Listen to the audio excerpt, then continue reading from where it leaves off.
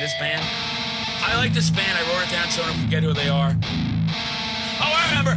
Fucking Slash! We're back. We're back. We're back. I'm here with one of the hardest in the scene. This guy lives, breathes, and dies for thrash.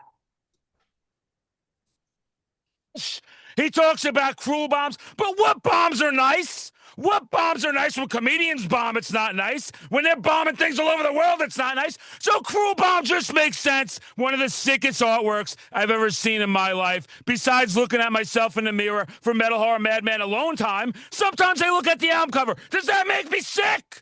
Does that make, yeah, it does make me sick, but that's what metal's all about. It's being sick. It's bringing sick riffs. It's meeting sick people. And I want to introduce you to someone that's super real. I heard this album. My mind blew up. I went into another dimension filled with metal moms with those big, beautiful personalities. And I was playing, let me tell you, because I'm the ultimate player. We got Brandon from Cruelbomb here. How you doing today, sir? Living the dream. Living the dream. Living the dream, one riff at a time, one show at a time, one album at a time, one song at a time. I love the Thrax shirt. I got a Not Man tattoo about a month ago. Persistence. Yeah. You got it. We'll be matching. We'll be best friends. We'll go roller skating. We'll go sky gliding. It'll be great. We'll get lollipops. We'll go to Universal Studios and get thrown out, or Hershey Park, whatever's closer.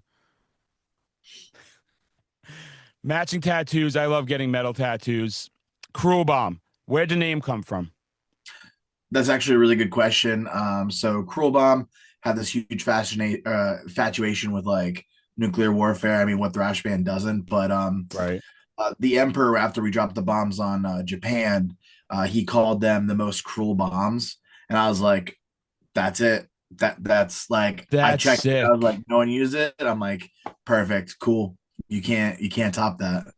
You can't top that, and that's funny because Metal Horror Madman Junior, not the first Junior, not Junior, but Junior. If this makes sense, he's in Japan right now, and he actually sent me a picture of Raining Blood. Japanese edition. I was like, buy it. He's like $180. I'm like, don't buy it. But you gotta figure these things out. You get impulsive. If I was there, unfortunately, I'd be like, swipe, because I know how I am. But that is a sick name for a band. And it's also in a way like it's great that you see in modern history, it's like we're trying to forget modern history, erase modern history. And it's like you gotta remember those things. So that just brings even more meaning to a band that thrashes like that. And how'd the band get started? So, for as long as I can remember, I always wanted to play in a band. I would walk to school listening to music, just thinking about playing in a band. And it got to the point where there was a lot of, musicians in the area that didn't want to do what I wanted to do. So Joel Graham from Toxic Holocaust, I'm sure like did all of that original stuff by himself. So yeah, I was like, screw it, I'm going to do it myself as well. So I started writing our first EP by myself, and one of my best friends, who is Kyle, who's our drummer, was like, "Hey man, this is really sick, and we should, record this and kind of go about this." He played in a band at that point that was going to drop off a show, and I was like, "Dude, we're ready. Let's go." Yeah. So we booked our first show in Philly, and we hired then bass player Kenny, who was also a good friend of ours. The first guitar that I bought for Cruelbomb was from Kenny, so he joined the band, and we've been going ever since. We haven't stopped, but it just kind of started as me just wanted to do it and getting sick of trying to find people to do it. So yeah, hey, let the music speaks for itself. I mean, seriously, great album. I mean, it's just a riff. It's a nonstop riff, everybody. It just keeps going and going and going and going. And I'm glad you talk about doing stuff by yourself, because everybody's got to understand, whether you're a band, a content creator, whatever the hell you are, if you play the Texas two-step, if you play pocket pool, you're going to have to start something by yourself. You're going to have to start something by yourself, because no one's going to do it for you. And I see that with creators a lot. They start crying, or they get one viral video and they're upset, or you didn't share. You'll hear this. They don't like my videos. I don't like and share half the stuff because I'm about me 24/7. I like to watch my content. I like to go, damn, madman, you're really doing that on social media with that imprint? You're in those pink shorts shaking your ass like that? And it's like, yeah, I am. And I've got to do it by myself. And every connection. And then what happens, as you know, right, by doing it by yourself, then you meet a network of really good people. and you want to keep out the bad people that'll use you and use you up. You want those good people. How do you navigate that when you talk to people, when you go, hey, this person's a true person of the scene? Because I've seen them all now. I've seen them all from the biggest names to the littlest, and it upsets me the amount of negative people or people that will just try and use you. It's tough. I believe in karma. I like heavily. It's really interesting. So I kind of treat everyone with respect. Um, I, I feel like we're all trying to get through. We're all trying to do something, like you said, like you're content creating, like you're focusing on yourself. So like I think everyone's a little selfish at some point. Yep. But I just don't think I put out that energy to attract that personally. Um, us doing this together, promoting each other. Like Yeah. I think it's just kind of the energy that we put off, and just hey, we're all trying to get to one point. Let's work together to get to that point. And if you one of my favorite Slayer lyrics, you're either on my side or you're my way. So it's Right. like, Yeah. hey, like we're doing this together. Get on board, then we'll keep going. If you want to fall off, you can fall off. Dude, it's so true. And I loved your energy just talking to you before we started. I get a vibe like that. That's why I didn't start right away. If I start right away, that's usually a red flag. Unless it's something scheduled, like when I'm working through agencies or something like that, and I know these guys have like 30-minute. That's stuff I've had to learn. Like talking about learning as we go and figuring stuff out is like when you're dealing with a management company and they're scheduling a guy from a band to talk to 15 interviews a day, and they may not know who you are, and you got to just go. But when I start this, so I'm insulting anybody that's been on here, and I just go.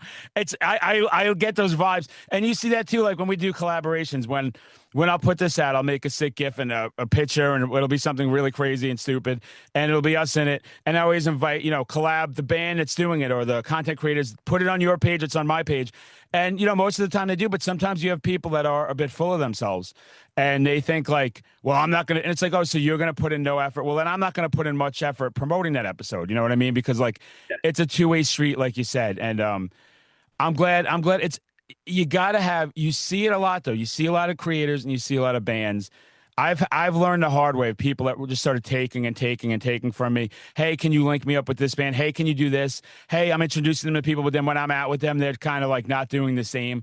So that's that energy you want to go with. And when you do play live, how were you when you first played live? What were your nerves like? I like to tell us to people with newer bands and stuff.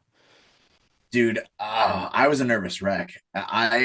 It's so funny, dude. Like I would be so scared to mess up, like just the Yeah. littlest things, and like you get that quicksand. I'll never forget the nerves for our first couple shows, dude. Like I'd be just a wreck. But if anything, I still have nerves, but it's more anxious. Yep. Um, I'm more anxious to just get up and just enjoy the energy. Um, like a couple bands are playing, you see the crowd, you're like, oh, I can't wait to get out there, like ripping and Yeah. roaring. But no, it's I still get nervous. Shit happens during shows, as you Oh know. yeah. It's like it's just trying to get used to it and trying to figure out those shows. But now like silly shit happens on stage and I just kind of laugh at it. In Philly, one of our bass player broke a string somehow, a bass string. And Wow. then during that song, my guitar became unplugged. So I was like, yeah, dude, this is just it is what it is. Like Right. you can't control the uncontrollable or Yeah. control the controllables. It's There we go. controllable. Yeah. And it's a lesson. I talked to a lot of people about this. It's something I had to go through myself as well. The first time I went on stage, they couldn't even get me. The Mighty Metal Horror Madman. They're back there, and I'm like, I'm completely sober right now. They're like, no, that's good. I'm like, nah. And I didn't want to get on stage, and I got on stage, and then I and I did all the rookie mistakes of like noticing the one person that's annoyed by you instead of all the people having a good time, right? You just like laser focused on that, or Yep. going like, oh, I wanted to talk for a minute or 2 minutes, and I think I came short. I went instead of just like now I've got a great, and like you, like all of us, and people don't understand it's the biggest bands in the world still have that anxiety till you're on that stage and just going with it. And I do it to myself too. I do this every year. I'm not going anywhere. I'm not going to this festival. I'm not doing that. I'm not. And the second you drop me in it, though, I am the biggest attention whore you've ever seen. I'm screaming my Slayers. I'm getting mad if I don't get a Slayer a second. Everyone's telling me to slow down. I'm telling them to slow down. And I just embrace it because I love metal. I love meeting real people. It's it's why I do these interviews. I love just connecting with people that I know are the real deal and are out there just trying to make some magic happen and making art. And when it comes to getting on stage, and it sounds like you have your ups and downs like everybody, what do you prefer? Do you prefer recording or do you prefer going out there on stage? That's a good question. Depends on the show. Yeah. Uh, Sometimes, as we get older, I feel like metal itself is kind of aging. So like sometimes you'll get those shows where like you'll kind of get like and you're like, all right, that guy's kind of digging it. Like Right. you feed off the energy. So if people are going crazy in the crowd, like you feel impenetrable, dude. Like I cannot stress that enough. If you're someone who watches music, like just Yep. show a little energy and you will get that back from the band. It's kind of like a continuous cycle. So like if you're just sitting there like it's hard to vibe off that, but I do like recording. There's a lot of creativity when it comes to it, especially since even when we go to the studio, Kyle, Kenny, and Nick and I, we all record literally right behind our meeting. There's a project that we're working on now, so like we're recording demos and trying to go Yep. back, go to the studio, fully prepared. So we're constantly recording, but depends on the show. When there's a good energy, I love playing live.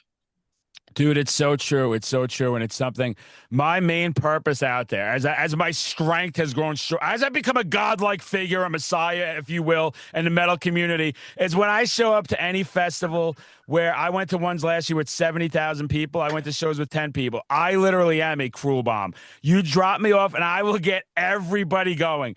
And it's so true because a disheartening thing was sometimes, especially at those festivals, by the end of the day, right? Instead, it could be Slayer even, and the crowd died. They've been out Mhm. since 11 in the morning in the heat, watching 50 bands, and I go until that voice is shot, until I'm drenched in sweat. I can't. I'm limping back to the parking lot. I really am, and it's my goal to get. And I think another thing, which I've heard, a lot of real young metalheads will say they grew up in this generation of cell phones. They're on their cell phone 24/7. They don't feel comfortable expressing themselves at shows sometimes. And when I heard that, I was like, oh hell, not on my watch. Like we're getting stupid. And there have been times where I'm ballistic. And especially when you talk about older stuff and older crowds, I go back to an Alice Cooper show I was at, and I'm screaming lyric for lyric, and they are just looking at me, these people like, we're trying to enjoy the show. I'm like, that is enjoying the show. Yeah, That's why he's doing this. That's the reason he is who he is on that stage. And you've gotta. I feed off it just like you. If people start screaming a Slayer to me, I go insane. I will go. I've been at festivals 4 days straight doing it because I'm performing. I love that energy, and I'm glad you're pointing that out because everybody, you gotta. There's no. You could be 10. You could be 80. Be yourself. The one judging you, looking down, that's the poser. People ask me what a poser is. That's the poser. The people looking at you going, why are you dressing that way? Why are you acting that way? Why are you yelling? I mean, you got people going like, you're yelling during like a band intro on the thing. You're supposed to. They don't put that on to sit back and watch a movie like you're in a movie theater and be quiet. And we've got to keep that alive because yeah, everything's working against us with that. And you'll see that even I've had security guards that love me. I have security guards that are like, you're being loud, you're being obnoxious, you're being vulgar. And then I like really turn it up. Because I'm like, what are you going to do? Throw me out? Throw me the fuck out. I'll do it yeah. outside the place and in the parking lot. That's what we're doing here. Brandon, we're done. We're not taking prisoners, actually. We're letting everybody know that we're gonna be ourselves, by ourselves, stay away from me. A smart man said that in the metal community. And as I'm looking, I'm glad too, because I see all your stuff around here and you see all my stuff. And I'm glad that I'm not the only lunatic that likes to just burn through money and not make smart decisions. What's your, what's your favorite thing to collect? Oh, dude, comic books for sure. Yeah, Yeah, there's a sick. whole comic book there. Yeah, definitely burn through money through there. But I like to when we travel. My wife knows the rule is that hey, wherever we go, I don't care where we go as long as there's a comic book shop there. Yeah, I'd say comic books. I collect explorers too. I feel like I have enough for a collection, but other sick. than that, yeah, comic books. I Uh, see some Funkos back there. yeah, just a couple here or there. Like, I only collect like the ones that are like, hey, that means something to me. I think there's the Black Sabbath thing where Yeah, like, dude, how can you not get that? Um, I don't.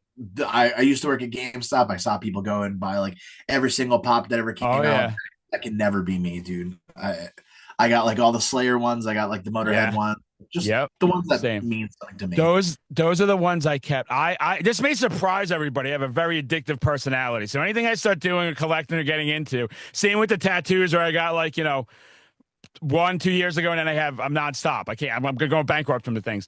But I was doing that even with the Funkos, and I was buying every horror one, and it got so crazy. Last year, I did Silver Scream Con, and which you would love as someone that collects things in Worcester, Massachusetts. Ice Nine Kills actually runs it, and it's like a 3-day Comic Con with everybody signing autographs, all the stars, all these people.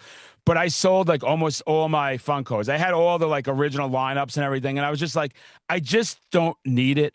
You know what I mean? I'd rather buy. So like you, I kept my Alice Cooper ones. I kept my Ozzy ones, my Motorheads, my Slayer ones, of course, my Maidens.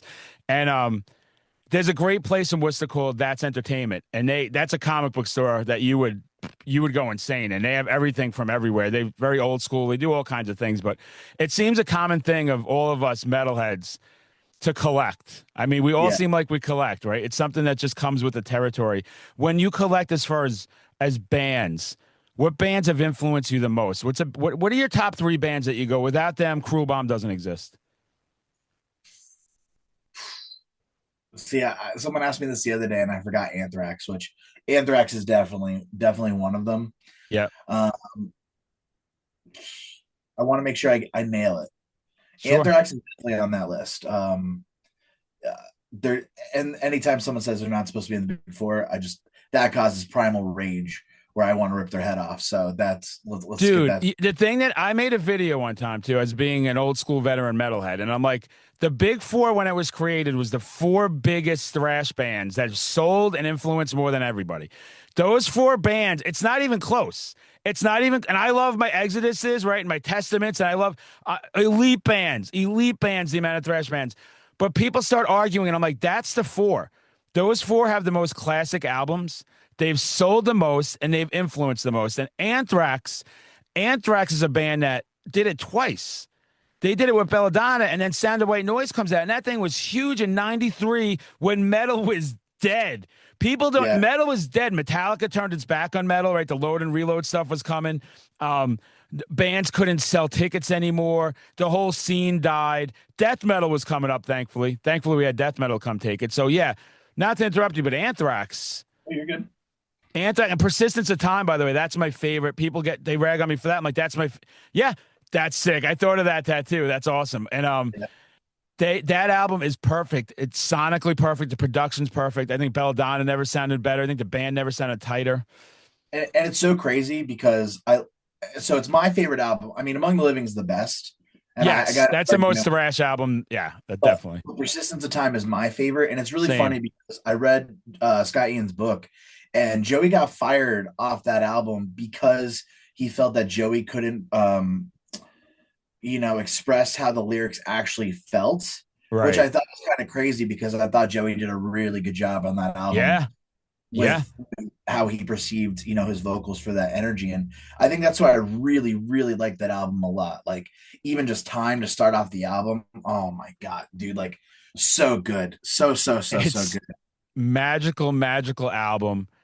And then, it sucked he left, but I'm a big Bush fan as well. So like, I was big into Psalm 442, Volume 8, all that stuff. And, but especially Sound of White Noise. I thought that album, especially for the time, and I had James Hetfield actually said that Only is the most perfect metal song, right? Yep. Yeah. And it's true. That thing, and Bush's range and Armored Saint and everything. And it's unfortunate that it's almost like I wish so back then they changed the name. And I think that actually would have helped the album sales if Anthrax would have changed their name and eventually did both, Especially like that was around the time like the terrorism thing too. So like, everything kind of hurt that band was hurt.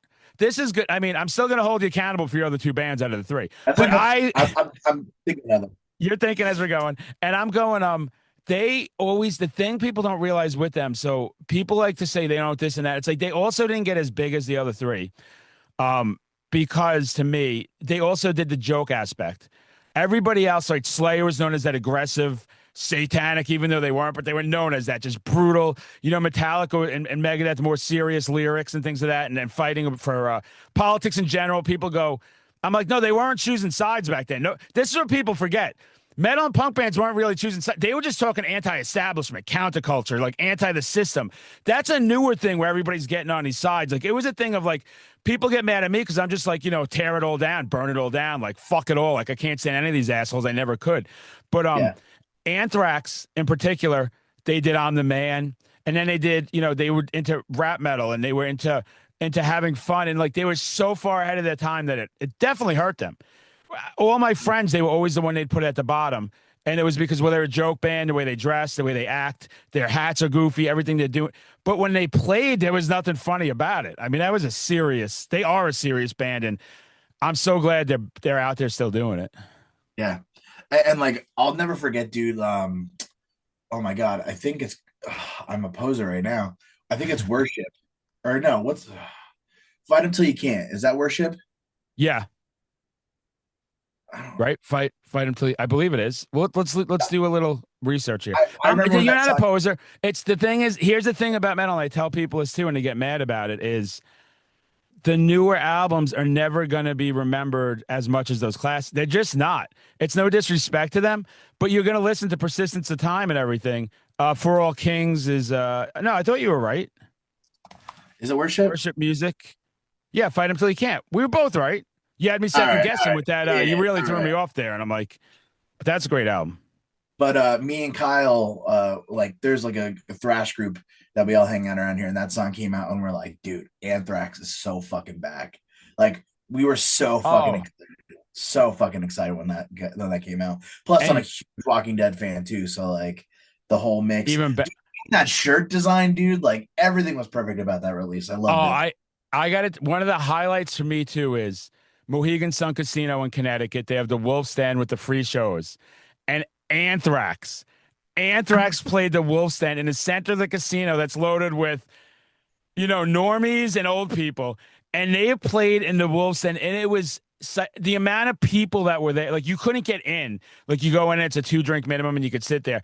The surrounding part of it, and I never felt so. Like talk about counterculture. Like you're in this place. It's not about, and they're actually doing another one. They're doing actually Rich March King. 6th. I'm going to is Lich King. Lich King is going to play in the center of that casino, and that is I can't even the people that are metalheads, like I can't even believe what they're gonna be hearing in that general area. And it's like that stuff is talk about getting on stage and being outside of your environment and being in an area where you're kind of not welcome and like except for your small group that's watching you. But seeing Anthrax do that was crazy. And then another was last year Milwaukee Metal Fest, SOD with Jasta fronting and having Scott Ian and Dan Licklier and having Scott Ian at the pre-show.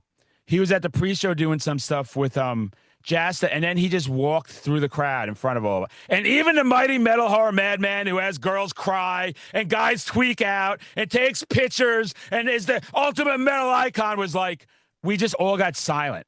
It was like seeing this ghost, like this enigma of metal that's so high up here, and you didn't want to bother him because he just got off stage, and he was just like laser focused. So I'm with you. Like that band. That band's one of my biggest influences and one of the bands that I've stuck by. Like I said, it was tough when they changed singers. I was like 16, I think, 93. And it was like a tough thing, but like I loved Bush from Armored Saint. Like I Yeah. loved Symbol of Salvation, Delirious Nomad, all this stuff, March of the. So I was like, I I dug like it. Box. Oh, dude. That song is so good. So It's so good. underrated, dude. I love that song. And And like, that's another album, underrated zombie feel to it. We've come for yeah, you all. Yeah. yeah. Oh, it's a little new metalish, but I'll never forget buying that from a pawn shop and like just seeing that album cover. Oh, dude. Yeah. I'm a sucker for it, man. I like it all. I like it all. Well, I Even- mean, clearly Anthrax, we got to go with one out of your three now. Whoever your other three were, you just push somebody out because we just had a conversation over this. Like we went off the rails for a minute. No, it's dude. I genuinely love Anthrax. Like there's a lot of story to it that like really influenced me as a kid and a musician. But I definitely will say Hatebreed. Funny you mentioned Josta. It's Yeah. really funny because a lot of people compare my vocals to Josta. It's not Huge well. Hatebreed fan. Oh, look at us.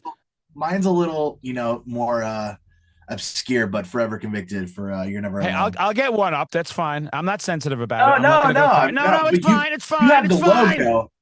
I It's I all just have sick. like a It's our 2000. bond. We just met each other. This is why I love metal. This is why I love metal. We both have Anthrax tattoos. We both have Jasta. And yeah, please go on, man. Jasta's bridge hardcore and metal. It's well, I think it was just like, just being a kid and, growing up through 2008 and like growing up through all this like terrible times. And, like I said, I walked everywhere and listened to music and like Right. there's just those lyrics that were just like, man, like that helped me get to the next day. And I think that really influenced me a lot in like, because a lot of people don't get to these songs, but we have a lot of thrash songs and we have a lot of songs where it's like, hey, like this is hopefully a message to someone to, hey, Right. get to that next day, push those weights, make today your bitch. And I think that that vocal style, everything, like just, hey, let's get to the next point. And it is, and I'm glad you relate to him like that. I was lucky enough to see him at also RPM Fest, which is it's a smaller fest in Massachusetts. I was emceeing the main stage, whatever, I was emceeing Ghoul and all these Midnight and whatever. Not a big deal, Lich King. I'm not bragging at anything. And Jasta the year before though was there, which was crazy, like to see him. And I go see him even in his solo band because of his messages and like the song "Pray." Like they treat us as prey. They do as not what they say. Like just talking about how they'll throw you into war and they'll take advantage of us and use us for taxes and also the garbage and live these lavish, and everybody's above the law as we're learning, right? And it's just like it's all messed up and it means so much that someone's out there doing it. So I always appreciated him for that. And whenever I see him, I scream thrash as loud as I can so he could point at me every single time we have like a thing going on.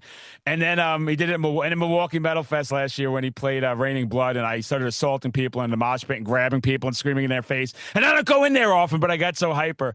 And Hatebreed, he's just my thing with Jasta is you don't meet someone with that kind of passion for metal at that stage in his career. Like he no longer has to have it. He has his money, he has his success, and he buys Milwaukee Metal Fest. And I think Summer Slaughter, like he's carrying all these festivals on his back, keeping it. And he bridged. I always loved the ones that could bridge metal and hardcore, right? I came from being 48, I came from an era when they hated each other. I was always different. I hung out with the glam, with the metal, with the hardcore, with the death metal scumbags, with the burnouts, with all these different people. But I could not say that it was just really crazy to watch those two scenes hate each other because hardcore and then metal and thrash have so much in common when it comes to that. They're both passionate. They both stand up for what they believe in. And you've watched it bridge together way more now, but he's one of the guys that preaches that more than anybody, I think. Yeah. No, it's really interesting because like I feel like even bands like Power Trip also Yes. bled those lines really well. I feel like they came up through the hardcore scene and Yeah. then thrash was like, hey, these guys are kind of good. And then even Doomsday, they're an up and coming thrash band too, and I feel like Nice. they also do a really good job of bleeding the lines, and that's kind of our goal. Yep. That's kind of our. I mean, we're not so much hardcore, but we definitely have some more hardcore vibes, but we keep trying to experiment a little bit with it. That's six. So we got Anthrax, we got Hatebreed, we got one more. So this is more me personally. I think the other guys would also have a little bit of different answers, but Megadeth has been a huge point in my life. I feel like, yep, Worship that trust me, band. yep, See? We're yeah, we're. besties already, Oh, everybody. dude, it's funny. I never actually. That's so funny. I didn't see that tattoo. I Oh. just got this one. Dude, right? You need the rest in peace representation, right? Exactly. Yeah, Yes. I did. So, I was like, it's weird. I just started with the Vic, and then I was like, let me get Killing as my business because I'm an aggressive fella, and then let me get my all time. This and Raining Blood yeah. are my top two. They could go either way. Although Rust in Peace is just so technical and perfect in every way, it's really tough to beat to me. But yeah, that's Megadeth. Yeah. So it's more so like it's funny because this last album I have my thoughts on it, but like, dude, I went full. Like, I know my Anthrax stuff, dude. Like, I know every Megadeth song, dude. Like, Oh, to the sick. point where it's like, I feel like anyone who loves Megadeth is just like super, super, super passionate about Megadeth. Oh yeah, There is no like, yeah, I like them, but it was more so like Dave Mustaine's journey. I felt like that's a really good story, and it's probably one of my favorite stories in metal. Like, just him yeah. getting kicked out of Metallica, taking that bus ride home, right, and set the world afire on a cupcake wrapper, dude. Like just going home and like I will figure this out and I will build my own. And like Yeah. that's metal, and that's super super cool, and that determination. And I think that kind of gets lost, with everything that's happened in the, you know, Yeah, and it's 40 a years. sad, But it's almost a sad, tragic story too, where it's like the guy has made it to levels people can only dream of. To metalheads, you're a household name. There was a time in the '90s when they were, the show Blossom, the character was like, we could go to like a Green Day show or Megadeth. Like it was, I remember me hearing that and going like, this is fucking crazy. Like that band to me, from Killing Is My Business to Cryptic Writings, I think all those albums are just perfections. I think Risk, that was. I wish they could go back in time, and there was a lot going on with the band, right? And that's what broke up that lineup. And I love, although I love Insomnia off that, and I love Prince of Darkness. I think those two songs are actually very strong songs. Prince of Darkness, Wanderlust, I love Crush 'em. Yep. um Breadline, I have to be in the mood for it. Like, see, that's what I'm talking about, dude. Is that like even Risk? Like, We still find stuff. That's there's how still some talented he things on is. there where I'm like, dude, I really like this. Like, um, I think I kind of have a theory on that because it's hard because we watched all of our favorite bands kind Yep. of, you know, I don't want to say sell out because it's hard because imagine being 20 something years old and you find a career in music where you're making money doing this thing, and then grunge comes along and you're Right. not getting those record sales. So it's like, No. it's not that you want to creatively, it's not that you creatively don't want to do it, but it's more so like, how do you take, like, you're young, you don't understand what to do with that money, you Dude, think the it's just other going to keep thing, coming because you're the making. gr- the greatest and worst thing that ever happened to metal was the Black Album, and I love the Metallica Black Album. Like I know where I was when that album came out. I love see, and I love that album, but it sold so many, and it changed every band. And it wasn't even the bands; it was the labels. Like Overkill had to put "I Hear Black" out, Exodus, Force the Habit, Testament to Ritual. All these bands went from just crazy thrashers to everybody lightened up. Slayer, Undisputed Attitude, they put out a punk covers album, which I love, but it pissed off a lot of metalheads because there was no metal on that album. They made it metal Yeah. in their way. And it's one of those things where, like, also what people don't understand, okay, when you work every day, like, if someone, I despise, here's a band I despise, Five Finger fucking Death Punch. I can't stand that band. I can't stand the brass knuckle microphone, the tough guy bullshit attitude. We're all badasses. Go fuck yourselves. The weak riffs, the weak riffs. But if somebody said to me right now, Madman, we're going to pay you enough to promote that band and you never have to work a regular job again, what am I going to do? What am I going to do? Yeah. Right, I'm going to be in the scene. I'm going to be in the industry. I'm going to be promoted. And anybody that knows me knows, I don't fucking care if you listen to Five Finger or not. Okay, that's Metal Horror Madman. It's part of his character. I think all music is great. I think all music's great for the scene. It's not what I like, and somebody may love that band. And I'm really trying to stress that lately because I don't like people kind of ragging on any bands. I think if you could do that and make a living out of it, we should all be jealous of that. And to your point, the grunge and stuff is coming, but then also Megadeth puts out Euthanasia, which was so watered down, but I love that album. I love that album. That album sold like double plat. That changed their lives forever. That changed Dave's life forever. And it's like, what was he supposed to do? Go back and put out Killing Is My Business and make the production really raw and songs less accessible and then go work a 9 to 5 job? That doesn't make sense to me. So I'm glad you pointed that out. Yeah, and I think it's, again, it's like, oh, they sold out. Like, nah, dude. Like, I think even mentally, like, yeah, okay, you're in '86 and you're playing sold out stadiums, and then you're in the '90s and you're having a hard time, filling stadiums. And again, like, back to the energy thing where it's like, oh, people are all into this thing now. Where it's like, and don't get me wrong, like, I'm sure people listen to it. Like, if that music's getting popular, they're also listening to it, and also maybe like, oh, I find this as an inspiration. Like, you know what I mean? Like, I think it's tough. I think it's easy to cast judgment when you're not in that position, but we're all human, you know? And if we don't have those albums, the scene doesn't survive. The bands, somebody that picked up Risk is going to go pick up Rust. That's just how this works. Like, that's how this all works, right? You're going to want to explore more for these bands. So bands that And I give them all credit just because I don't like it. And I also learned that depends what age you're at. I was at a Metallica show last year at Gillette, and there was some kid fucking losing his mind for hardwired self destruct, and that's not one of my albums. Like I don't listen to that. But this kid and he's like, that's at his age, that was his first Metallica album. So like, who am I to tell him what he can and can't like? And who am I to tell these artists that they've already got it set? And I get what Megadeth, like I get Dave Mustaine, he's a troubled, tortured soul because no matter how big Megadeth ever got, they're not Metallica, right? He can't go Yeah. play the football stadiums. He can't, it doesn't work like that. And my only critique, the new album was, I really wish that the Ride the Lightning cover did more harm than it did good for them currently. It's not going to matter over time. Like all the new albums, people hate when I say this, but all the new albums by these legacy bands are not going to matter.